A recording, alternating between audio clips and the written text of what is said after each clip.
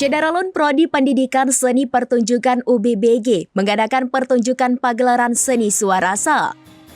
Kegiatan yang bertema ekspresi tanpa batas, seni dalam setiap nafas berlangsung di halaman kampus setempat pada tanggal 9 hingga 10 Juli 2025. Kegiatan ini dibuka oleh Rektor UBBG, Profesor Dr. Hajah Lili Kasmini SSI MSI. Beliau menyambut baik dan memberikan apresiasi atas pagelaran ini. Seni bukan sekedar hiburan, tetapi juga menjadi media dalam membentuk karakter dan memberikan nilai-nilai positif dalam masyarakat.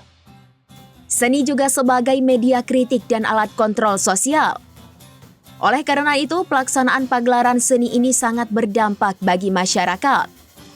Rizka Gebrina SPD MSN dan Asifa Askan SSN MSN, penanggung jawab kegiatan, menyatakan bahwa kegiatan ini merupakan output dari berbagai mata kuliah pada Prodi Pendidikan Seni Pertunjukan UBBG.